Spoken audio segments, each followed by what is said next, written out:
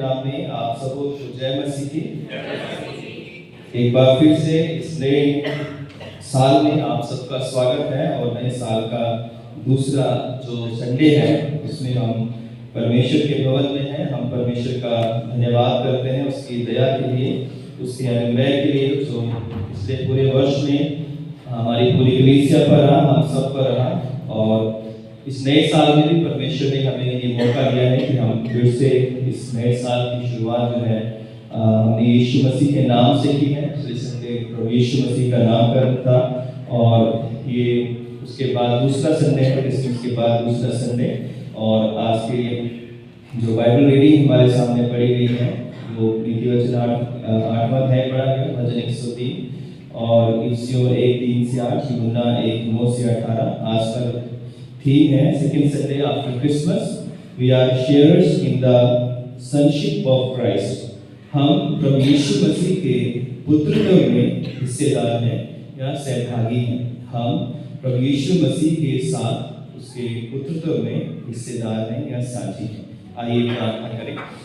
सर्वशक्तिमान पिता परमेश्वर, एक बार फिर से बड़ी दीनता नम्रता के साथ आपके चरणों में आते हैं। आपने फिर से हमें ये मौका दिया है कि हम आपके भवन में आकर आपकी आराधना स्तुति धन्यवाद कर सके, आपके वचन को सुन सकें।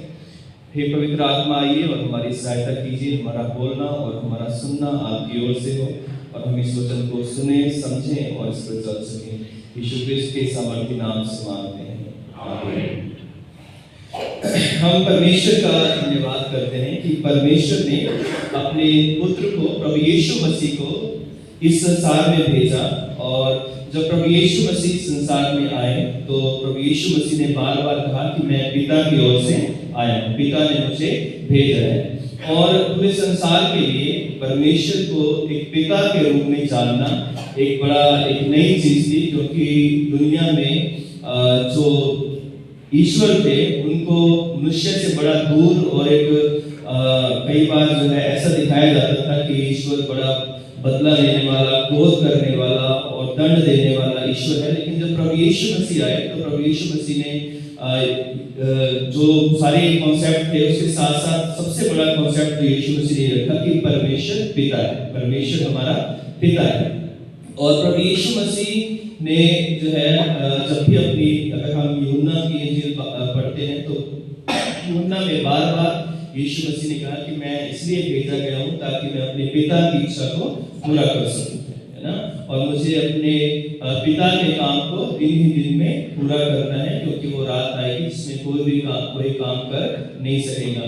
तो पिता का जो एक नेचर होता है, कहते हैं कि पिता जो होता है वो बाहर से सख्त होता है और अंदर से क्या होता है, नरम होता है, सॉफ्ट होता है ना। और इसलिए बच्चे जो है वो कई बार अपनी माँ का सहारा लेते हैं। जब अपने काम निकलवाने होते हैं तो मम्मी को बोलते हैं कि मम्मी आप बोलो, पापा गुस्सा करेंगे या पापा ये कहेंगे या ये करेंगे, तो मम्मी का सहारा लेकर तो पापा से बातें मनवाई जाती हैं, पापा की से अपनी इच्छाओं को पूरा करवाया जाता है। और पापा भी जो है वो जो कि बाहर से सख्त दिखाई देते हैं, लेकिन मम्मी के कहने से कई बार सोची लो, मैं तो पहले इसको करने वाला था, लेकिन एक बार सख्ती जरूर जो है दिखाते हैं। तो उसी तरह परमेश्वर के अलग अलग रूप हैं, अलग अलग रूप मतलब अलग अलग उसको नामों से पुकारा गया है, उसको अलग अलग उसके काम बताए गए हैं पुराने नियम में। लेकिन नए नियम में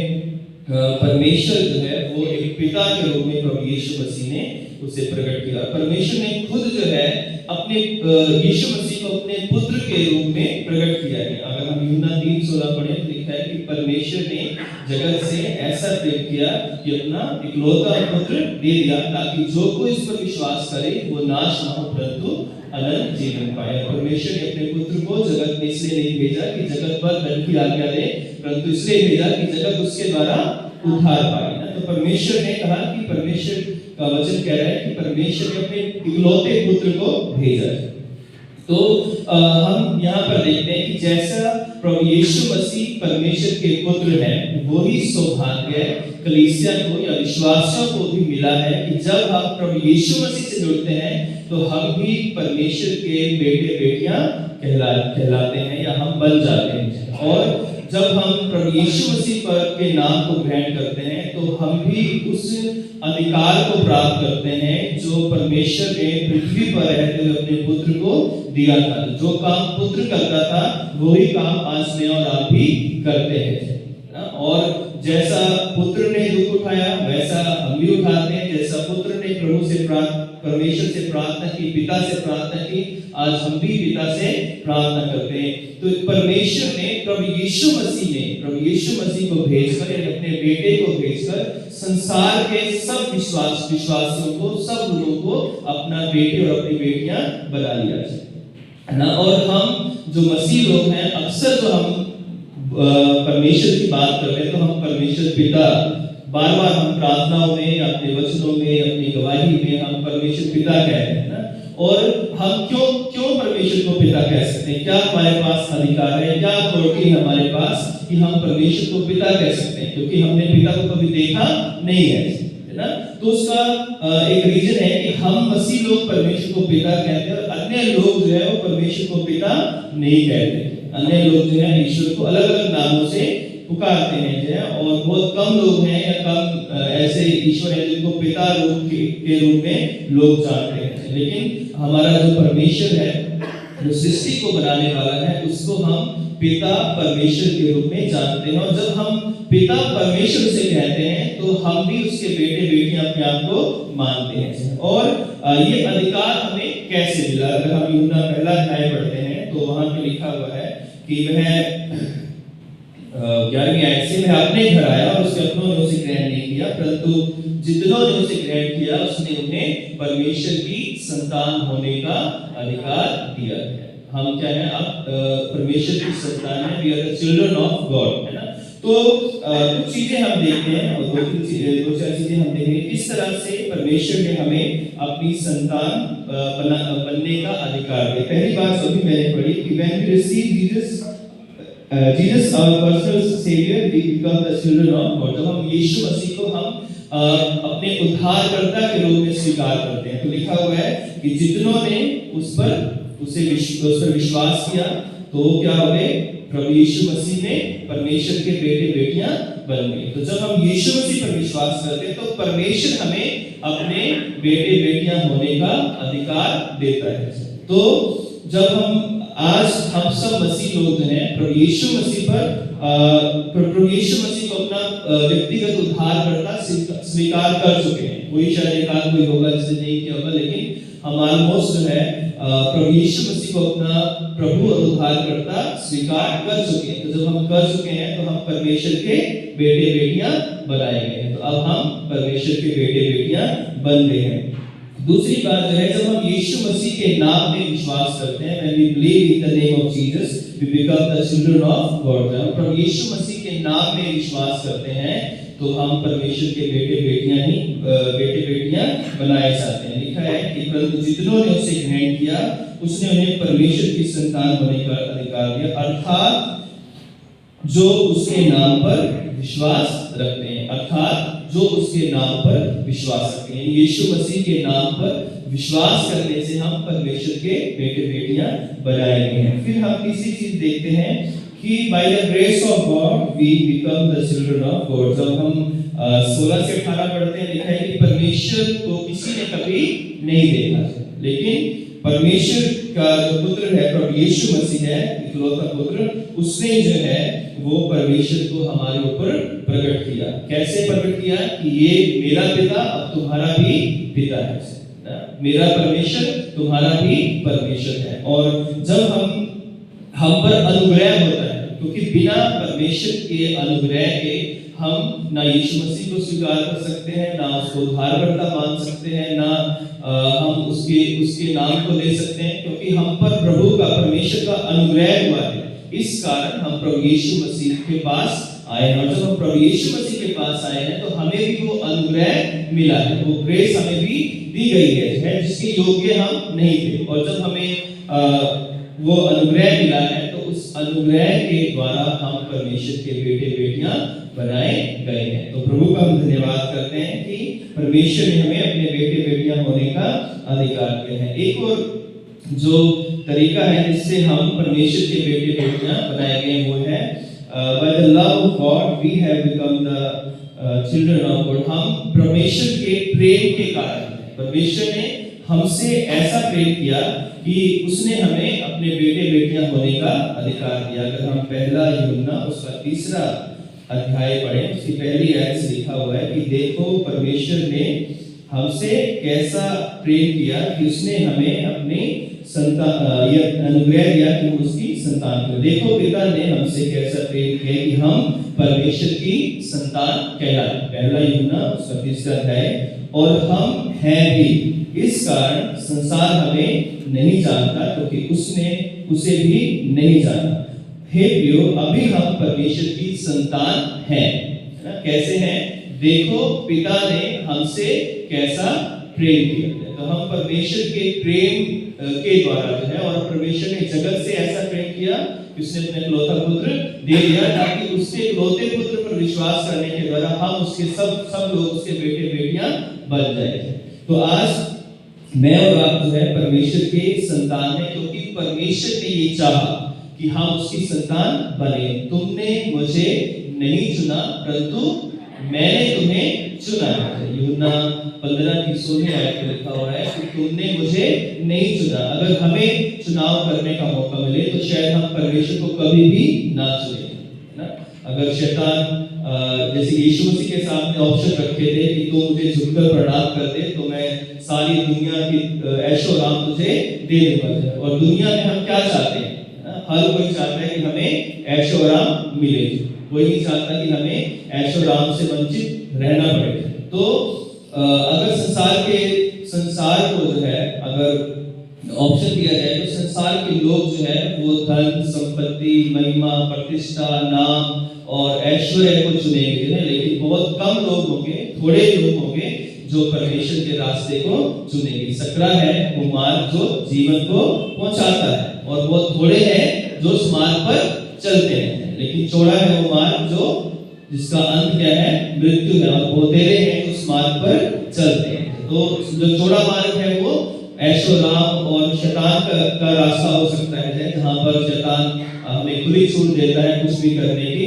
लेकिन यीशु मसीह का रास्ता जो है वो सकरा रास्ता है। और इसलिए प्रभु यीशु मसीह ने हमें जो है अपने बेटे बेटियां होने का अधिकार दिया है ताकि हम प्रभु यीशु मसीह पर विश्वास करें और संसार के चौड़े मार्ग को जो है प्रिय ना जानकर बल्कि हम उस सकरे मार्ग पर चलते हुए परमेश्वर की इच्छा को पूरा कर सकें। और 5वीं बात जो है कहना चाहता हूं कि God has adopted us through Jesus and made us his children. परमेश्वर ने हमें लेपालकपन शब्द हम पढ़ते हैं बाइबल में, जो कि इसका मतलब अडॉप्शन है, अडॉप्ट करना किसी बच्चे को, किसी बालक को जो है।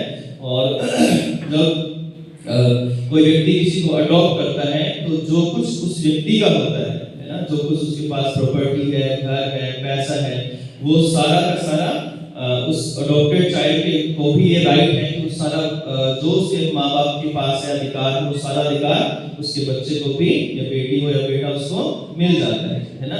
तो हम लोग अब्राहम की संतान से नहीं है क्योंकि हम यहूदी लोग नहीं है। तो इस तरह से हम यहूदा के वंश के नहीं है, लेकिन अब्राहम के जो है हम विश्वास के द्वारा जो है हम अब्राहम की संतान कहलाते हैं, है ना। हम प्रभु यीशु मसीह की संतान कहलाते हैं। हम अब्राहम से जुड़ते हैं या हम आदम से जुड़ते हैं हम विश्वास के द्वारा, क्योंकि जैसा प्रभु यीशु मसीह ने हमें सिखाया कि हम जब विश्वास करते हैं तो हम परमेश्वर की संतान बनाए जाते हैं। अगर हम इफिसियों हमने अभी पढ़ा था, उसमें उसकी तीसरी इफिसियों उसका पहला अध्याय और तीसरी आयत से हमने पढ़ा था। तो अगर हम इफिसियों पढ़ें या हम गलातियों पढ़ें, गलातियों पढ़ें, वहां पर भी ये बात हमें देखने को मिलती है।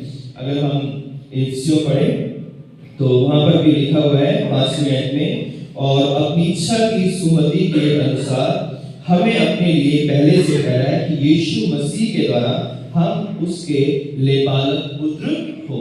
यीशु मसीह के द्वारा हम उसके लेपालक पुत्र हो। हम अडॉप्टेड चाइल्ड जो है हम बन गए हैं। अब हम जो अधिकार प्रभु यीशु मसीह को मिला था है पृथ्वी पर रहते हुए पुत्र के रूप में, वही अधिकार हमारे पास भी है। और ना केवल वो अधिकार हमारा पृथ्वी पर है, बल्कि वो अधिकार हमें स्वर्ग में भी दिया गया है। अब हम प्रभु यीशु मसीह के साथ स्वर्ग में भी जा सकते हैं, क्योंकि यीशु मसीह ने कहा है कि मार्ग, सत्य और जीवन मैं हूँ। और उससे पहले कहा है कि मैं जाता हूँ तुम्हारे लिए एक जगह तैयार करता हूँ, ताकि मैं जहाँ मैं रहूँ वहाँ तुम भी रहो।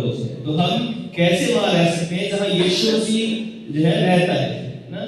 यीशु मसीह क्यों रहता है? क्योंकि वो परमेश्वर है, परमेश्वर का पुत्र है और सारा अधिकार उसके पास है। हम कैसे जा सकते हैं उस जगह पर जहाँ पर यीशु मसीह है? क्योंकि परमेश्वर ने हमें यीशु मसीह में लेपालकपन का अधिकार दिया है। अडॉप्टेड चाइल्ड हम उसके बच्चे जो है, चिल्ड्रन हम उसके कहलाते हैं। इसलिए हमें ये राइट है कि हम भी परमेश्वर के उस स्वर्गीय स्थान में जाकर परमेश्वर की आराधना स्तुति करेंगे। और हम गीत भी गाते हैं कि सियोन देश हमारा है, देश है क्या है, रहते हैं हम परदेश में ना। और एक और गाना हम गाते हैं, नीले आसमां के पार जाएंगे, मेरा यीशु रहता वहां है। तो ये आशा हमें कहाँ से मिली? ये होप हमारे पास क्यों है कि हम मरने के बाद जो है, जब दुनिया कह रही है कि हम कुछ और बन जाएंगे, हम अगला जन्म लेंगे, हम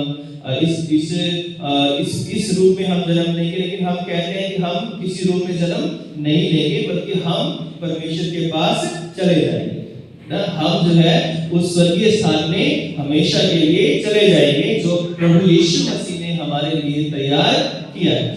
तो क्यों हम कहते हैं? क्योंकि हम परमेश्वर के बेटे बेटियां हैं और हम इसी कारण अपने परमेश्वर को हे अब्बा और हे पिता कहकर पुकारते हैं। अगर हम गलातियों 4 पढ़ते हैं तो वहां पे लिखा हुआ है कि 6 आयत में कि और तुम जो पुत्र हो, इसलिए परमेश्वर ने अपने पुत्र के आत्मा को जो हे अब्बा हे पिता कहकर पुकारता है, हमारे हृदय में भेजा है। परमेश्वर ने अपने आत्मा को दिया है। जैसे प्रभु यीशु मसीह परमेश्वर को हे अब्बा हे पिता कहकर प्रार्थना करते थे ना, उसी तरह आज मैं और आप भी परमेश्वर से प्रार्थना करते हैं, हे अब्बा हे पिता कहते हैं, क्योंकि उसका आत्मा, वही आत्मा जो प्रभु यीशु मसीह के पास था, वही आत्मा उसने सहायक के रूप में हमें दिया है। और वही आत्मा जो परमेश्वर को यीशु मसीह में होकर हे अब्बा हे पिता कहता था, आज वही आत्मा कलीसियाओं के अंदर या कलीसिया के लोगों के बीच में होकर परमेश्वर को हे अब्बा और हे पिता कहकर पुकारता है। तो आज जब मैं और आप परमेश्वर से प्रार्थना करते हैं तो लिखा है, इसलिए तू अब दास नहीं परंतु पुत्र है, और जब पुत्र हुआ तो परमेश्वर के द्वारा वारिस भी हुआ। तो वारिस मतलब जो अधिकार, संपत्ति का जो अधिकारी होता है ना। तो आज मैं और आप जो है वो परमेश्वर के संपत्ति के अधिकारी हैं ना। परमेश्वर की संपत्ति के हम अधिकारी हैं। जिस संपत्ति का अधिकारी प्रभु यीशु मसीह है और आज स्वर्ग में है, उसी संपत्ति के अधिकारी हमें भी बनाया गया है। लेकिन वो संपत्ति क्या है ना? वो ना सोना है, ना चांदी है, ना वो दुनिया की कोई गोल्ड है, ना ज्वेलरी है, कोई कुछ नहीं है, बल्कि वो जो पावर है, जो शक्ति है, जब वो गिफ्ट परमेश्वर ने जिससे हमें अधिकारी बनाया, वो जो संपत्ति है वो है अनंत जीवन का अधिकार। अनंत जीवन के हम वारिस बनाए गए हैं, क्योंकि जो कोई इस पर विश्वास करेगा वो नाश नहीं होगा परंतु अनंत जीवन पाएगा। और यूहन्ना 10 में लिखा है, चोर चोरी करने, हत्या करने और घात करने आता है, परंतु मैं इसलिए आया कि तुम जीवन पाओ और वैराग्य का जीवन पाओ। तो अब एक और आगे हम स्टेप आगे बढ़ते हैं कि जब हम परमेश्वर की संतान हैं तो इस संसार में हमारा व्यवहार कैसा होना चाहिए, है ना। अब हम इतने सारे मैंने आयतें बताई हैं कि हम कैसे परमेश्वर की संतान बनाए गए हैं। हमें वही आज अधिकार है जो प्रभु यीशु मसीह को अधिकार है। यीशु मसीह बीमारों को ठीक करते थे, प्रार्थना करते थे, वो सब अधिकार आज कलीसिया एक्सरसाइज कर रही है। आज कलीसिया में भी ये सारे काम हो रहे हैं। 2000 सालों से ये सारे काम हो रहे हैं और जब तक यीशु मसीह नहीं आते तब तक होते रहेंगे, है ना। और यीशु मसीह को स्वर्ग में जाने का अधिकार था, हमें भी आज ये अधिकार है कि यीशु मसीह के द्वारा हम स्वर्ग में जाने की आशा रखते हैं, विश्वास रखते हैं कि हम जैसे इस दुनिया का डेरा हमारा गिराया जाएगा तो हम एक नए देह को धारण करेंगे और प्रभु के साथ हम रहेंगे।